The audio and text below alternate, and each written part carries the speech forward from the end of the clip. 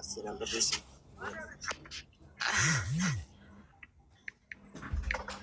Emoji bochaa dhiisaa guys. Emojiin barreessina dhugaa isiniin jiran hin dhageettanu nama dhibaa bara.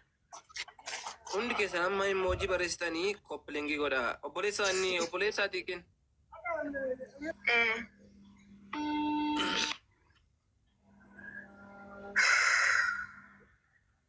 Ara dinaa ol deebisaa. Hidhamtee isheen hawwii yookiin masii.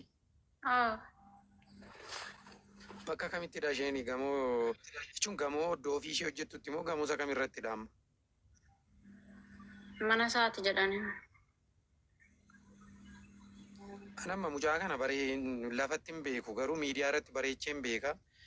Guyyaa tokko garuu yeroo reefu guyyaa tokko mana firoo dhaqu jechaadha daldalaa koo bira viidiyoo bareechanii haasa'u. Mucaan kun baay'ee akka isheen isa jaallattudha kan ani beeku. Dhugaa isinitti himuuf yeroo deemullee hanga daataan hin cufamnetti hanga daataa hin cufiini bakka jiramin zim jettee matoo faana haasoftuufa rafti riba torraan cufiin jechaadha. Hariiroo isaanii amma kanatti bareechee hin beekan. Dammee. Profaayilii kaasime suura kaasime warri hin baasii anaana kaasisee argadheera bakka maatii. Sabboona galatoomee sirra sabboona nuzar argadheera maatii cuf. Noon xiqqee obboleessa jira obboleessi ishee. Okay, xiqqii tasgabbaa ishee haadhoo koo kaffalaa faa dubbiseen ture Taamiraat faama.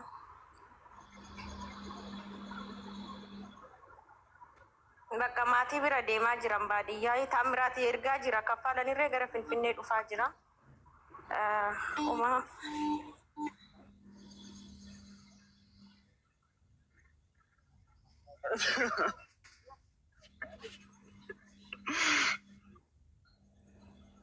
Iya buusaa bakka isa gasti raasirratti ni jisiisinaati bu'i xiqqi. Nan buusaa Osmaan isinitti himame. Tasgabbaa'ee bakka ishee haadhoo koo bakka.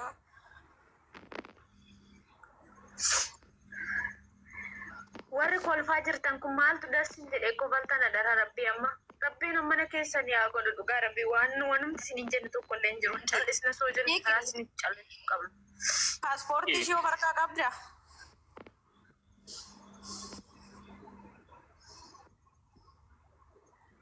Tasgabbaa'itiin natti mi amma paaspoortii qabda eessa jirta biyya kana moo biyya jirta?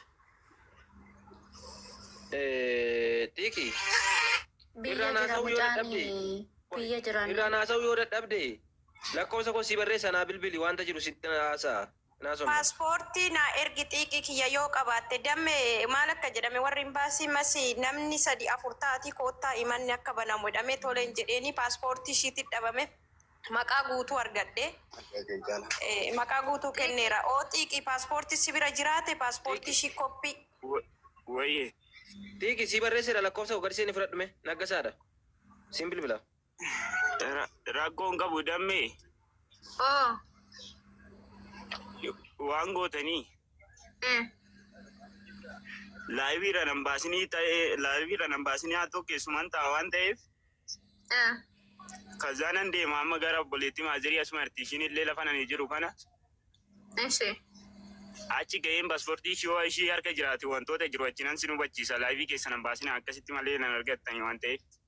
Deemi bakka rakkoo. Lakkoofsa kennuu kenni ishee xiqqi lakkoofsa kee keessa naa barreessi amma foonus walirraa qabna miti keessa naa barreessi lakkoofsa kee. Rakkoon qabu qabaddaa hundumtuu warri asirra jirtan. Seenaa attis qabadhu. Hunda otoo hin taane Hundatti ni miini xiqqi. Namoota si fayyaduu danda'oo ta'e malee hundatti kennitee lakkoofsa illee qabda. gadiseen naa barreessi xiqqi.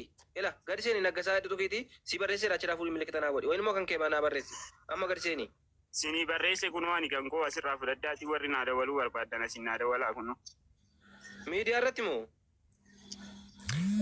Haa ta'u obboo tokkoon. Screenshot godhume Gazaama oduu eeressuun kan qabu screenshot godhuuti barreeffatu keesseeni. Dhumni 17 kana kan koo. Bakka miiti godhaa ishee warra onneete rakkoon qabu godha. Miitiin godha.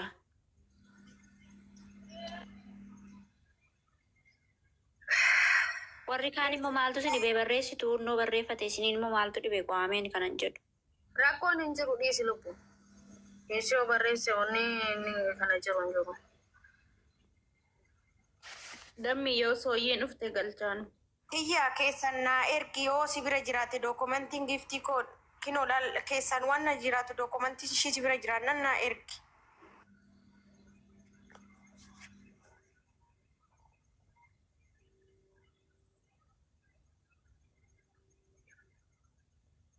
Haadha Diinaa amma bilbila mucaa argattee miti amma inni paaspoortii dhaqee mana adaadaa ishiisan deemee paaspoortii geessutti ila irratti xiyyeeffadhaa sooyyee wajjiniin waan kana ofii keessanii imbaasii dhaqaatee waan jiru qulqulleessaanii. Amma sooyyeen naaf bilbiltu malee sooyyeedhaan bilbilaa fi ammaayyuu deemna nama 3-4 taatanii jedhameera wanni jiru. Isaan immoo dhimmicha sittan himaa bakka karaa jiru saniin intini jedhaati nama 3 akka himataatitti banamanii too sanaan booda kallattiin itti deemamu jira waan jedhameef sittan hima keessan. Ayyada waliif sooyyeedhaafis ta'u. Otto in sooyyeedhaan yookiin immoo intini jedhi nama sooyyee keessan namaaf hin deebistu beektaa. Masih kau dah boleh me. Soalnya ada boleh fit. Nufti isheenis waama biizii taati waa meeqatu biizii ishee godha.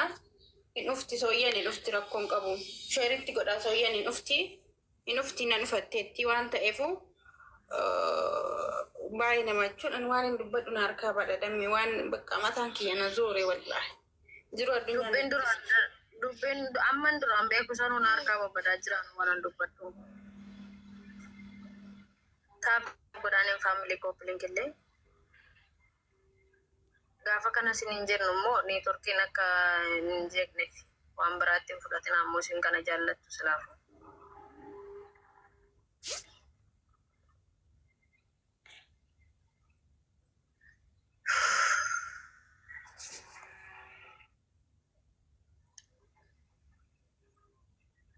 Baay'ee ulfaata dhugaa rabbi.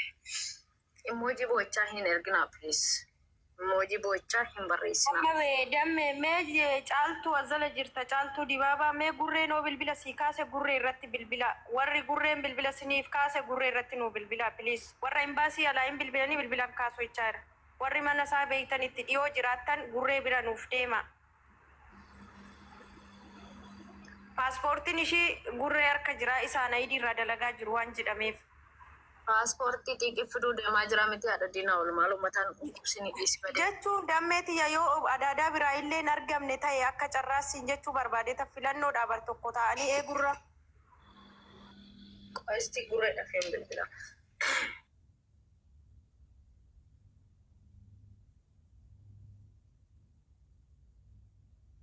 Galcha.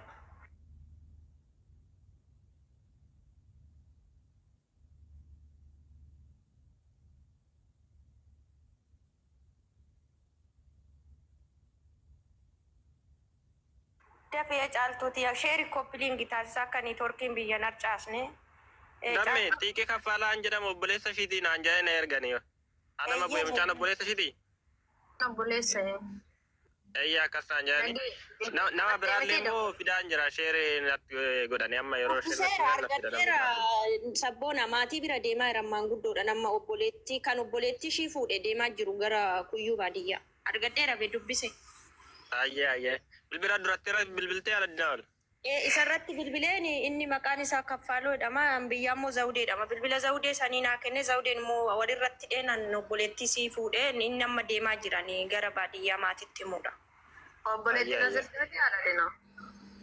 Obboleettiin isaa asirratti na fakkaate dammeeti yaaddan baafanne anasi biyyaati kuyyuu jirtu. Obboleettiin asirratti moo akkami jennaan obboleettiin akka asirratti hin beeknu naan jedhani barnamoonni baay'ee akkasaan jedhani.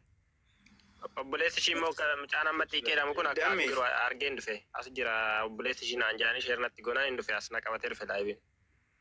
Namma obboleettiin immoo deessee araasii guyyaa 3 moo meeqatti araasiidha naan jedhe amma ishiitti nimnuuti amma suuta inneeti baadiyyaa deemna naan jedhe obboleettii xiiqee jechuudhaan obboleettii namsee ishee amaruun obsee.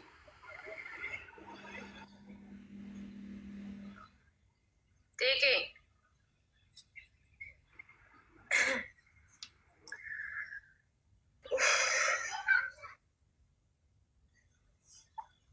Nagama dubbadhu.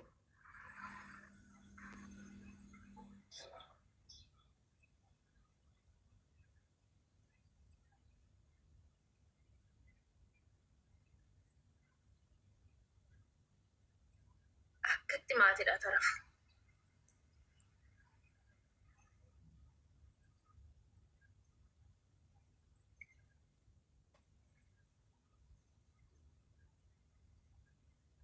Naggee bilbilisa daarektiin hojjetamete yaaltee jirtaa? Mucaan hojjeta. Okay.